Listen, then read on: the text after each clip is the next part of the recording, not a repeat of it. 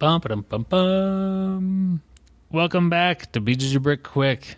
My name is Byron. This is the podcast where we talk about a jiu-jitsu topic for just a little while.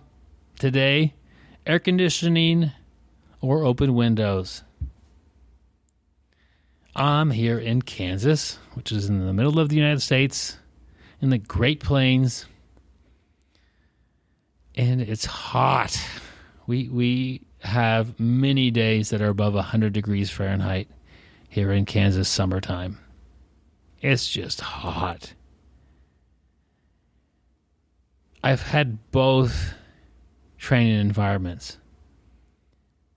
So I've had environments with the AC blasting. You walk in and it feels good. You get out of your car, the parking lot's hot. It's going to be asphalt. It's black. It absorbs all that heat. If it's 105 degrees that day, it's 130 on the parking lot.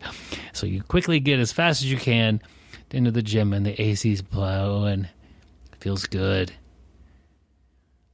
And I've had the other days where you pull up in the parking lot, the door's propped open with a kettlebell or, somebody's gym bag. And maybe the back of the gym, I've trained at a few different gyms over the years, is a garage door style, and that's up as well. Trying to get a bracer. There's fans running. So you train at one of these gyms, unless you don't train somewhere where it's hot. You have to deal with the summer, and here we are in the middle of it. How do you train, and how does it affect you? Obviously, the more nicer gyms, or maybe the gyms with more money behind them, have an option to run the air conditioning, which I think provides a better place to learn jiu-jitsu, if that's what you're doing. Like, are you there for a hard class? Well, shut the air conditioner off. This is going to be tough. But if you're there to work on your leg drags, and nearly having heat exhaustion is not helping you with your leg drags. It does push you in other ways, which is fine. But the luxury of air conditioning with a workout room is an interesting concept. You're not going to find people that are not sweating because it's so cold. If it's 100 degrees outside, we're all going to be sweating in there, even with the air conditioning on. But if it's 90 degrees on the mats, that's pretty intense. That's more than a liter of water is needed to get you through your training session, at least for me anyway.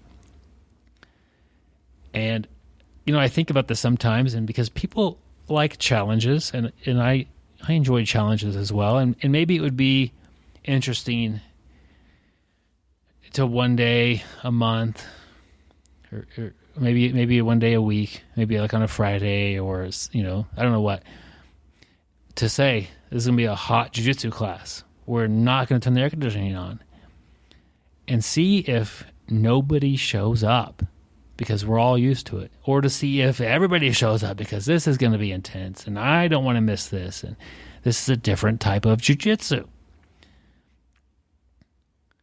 Having trained both, being in my 40s, 41, I do enjoy the air conditioning. It makes, I don't even think about it when you're rolling. And if it's super hot and somebody's got mount on me, I think it's a little bit harder. I think hydration issues are more challenging with the heat, obviously. But there's room for both. And I've trained at gyms that didn't own an air conditioner. It wasn't an option. And if you wanted to train in July or August, you had to deal with the heat. And that's fine. If that's where you are, that's fine. Enjoy that challenge. Like I was saying just the other day, you should hit the mats hydrated. You should do that anyway with the air conditioning, but it's a huge factor. You should find ways, maybe a water and a Gatorade or something with electrolytes will be what you need to do.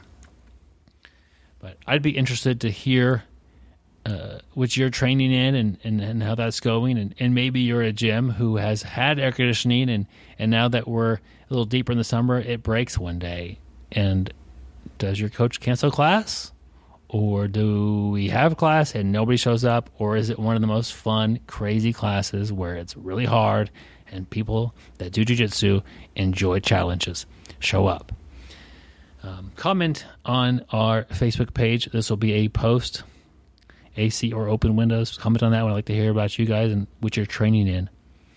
If you have a topic I should cover, send it to bjbrick@gmail.com. It works out a little easier if you send me half a dozen or so.